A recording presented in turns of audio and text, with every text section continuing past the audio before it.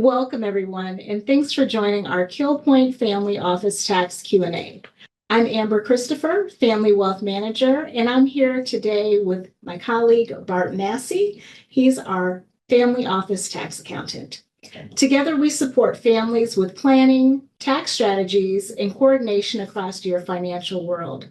During tax season, that includes working directly with your CPAs, reviewing detailed tax checklists, and managing the back and forth so you don't have to.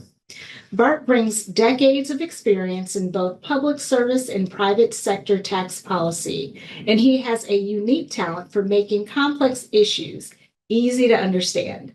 Today, we'll walk through what to expect this tax season, what's changing, and how our team is helping ensure a smooth process.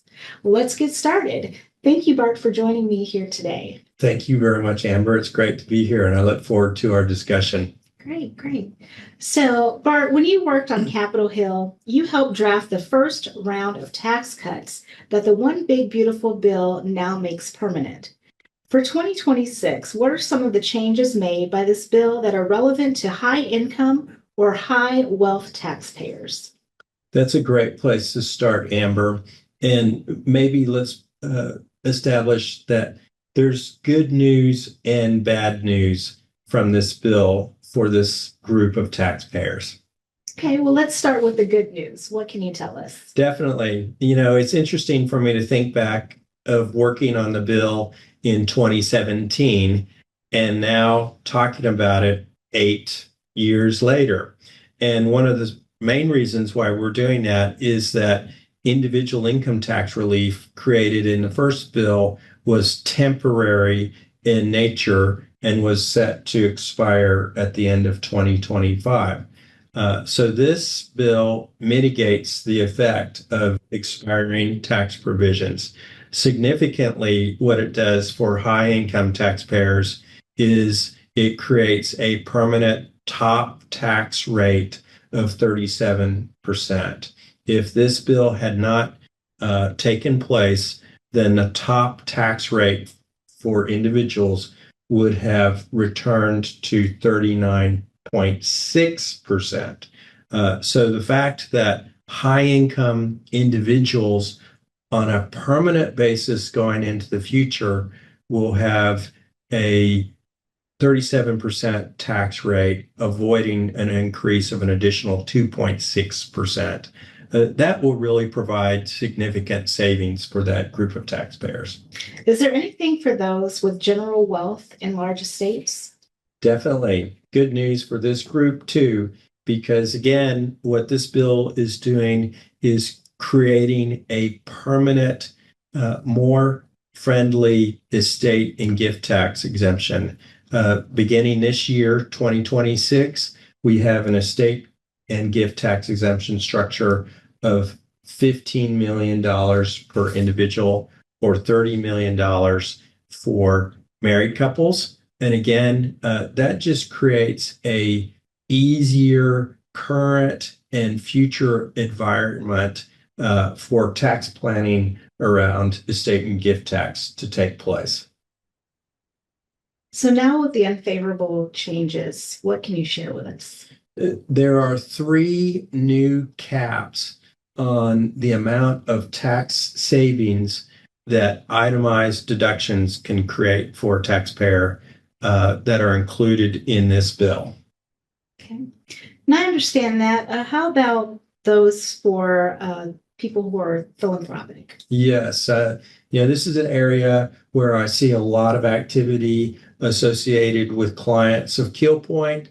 They're very engaged with philanthropy, may have strong charitable contributions. What this bill does is it reduces the tax savings that would be created for these types of high income taxpayers that may be making large charitable contributions.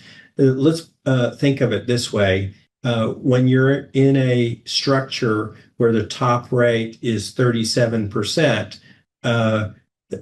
you would expect a particular tax savings at that rate. But what this bill does is it caps the benefit provided by the charitable deduction as if the taxpayer were in a slightly reduced rate of 35%. Okay. Bart, can you give us an illustration of how we can understand that a little better? Yes, I'll be happy to. Again, I'm going to oversimplify this just to try to make the illustration easier to understand. But say you're a high income taxpayer. You are taxed in a top rate of 37%. You make a deductible charitable contribution of $100,000. You would typically expect a tax savings of $37,000. But with the bill that caps the savings as if you're in a 35% top tax bracket, the savings will be $35,000 instead of $37,000. So you can see how there's going to be maybe what we would call a haircut of the amount of tax savings provided by the deduction. And I would also add, this does not account for the overall new cap on itemized deductions. And I think we'll be talking about that for our next issue. About that, the new cap on itemized deductions, more generally, how does that work? Yes. So in this instance, the new cap on itemized deductions will function in a very similar way as what we just talked about for charitable contributions. And that is that the tax savings provided by all of your itemized deductions will be capped as if they are deducted in a 35% income tax bracket instead of 37% income tax bracket. Okay. And what about individuals who wanted relief from the $10,000 SALT cap?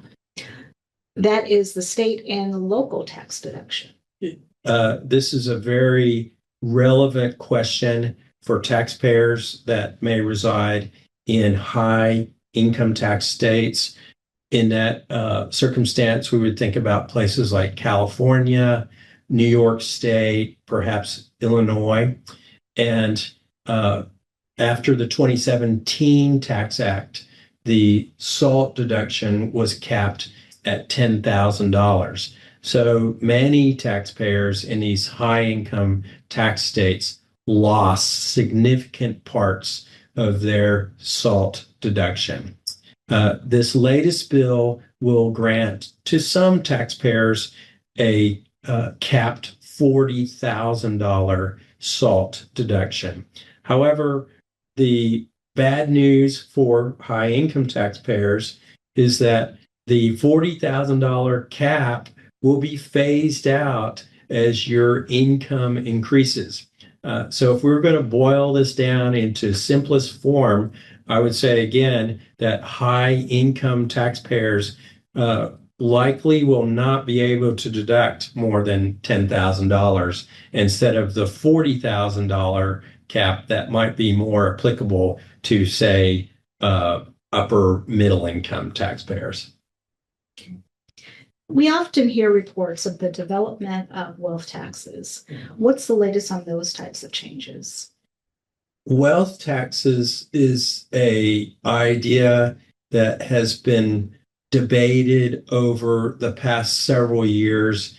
It's becoming a more prominent discussion, particularly in an era where we see long-term budget deficits. So policymakers are thinking about ways to bring in taxes to help make sure the government is being funded sufficiently.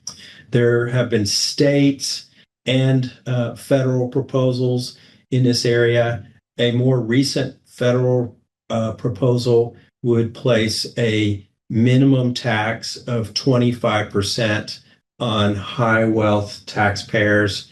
The way that it would work is if you had net worth of more than $100 million, a 25% minimum tax would apply to your net worth, And what's interesting about the proposal is it would apply to both realized and unrealized gains. That's a very significant departure than what we've normally seen with tax laws that have generally only applied to recognized gains.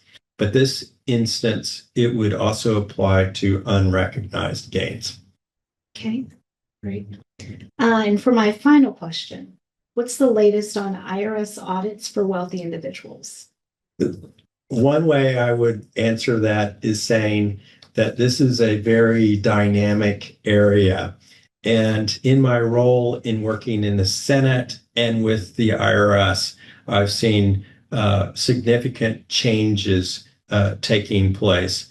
And, this relates to privacy matters, confidentiality about taxpayer information. So most of the information that I observe in this area is coming through public discussion in the press, talking about what's taking place. But, perhaps 2 to 3 years ago, we had a new push to examine more aggressively high income, high wealth taxpayers.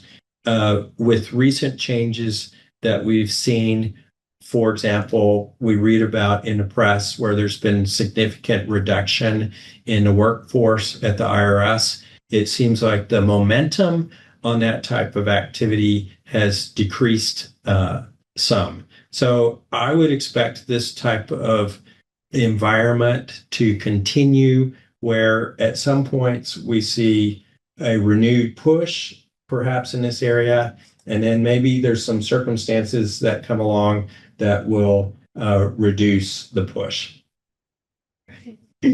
Well, thank you so much for meeting with me today. This is a great conversation, Bart. And thank you for tuning in with us today. If you have any questions about your tax documents, upcoming deadlines, or how our family office can support you this season, please don't hesitate to reach out. We look forward to partnering with you throughout tax season and beyond. Thank you. Thank you.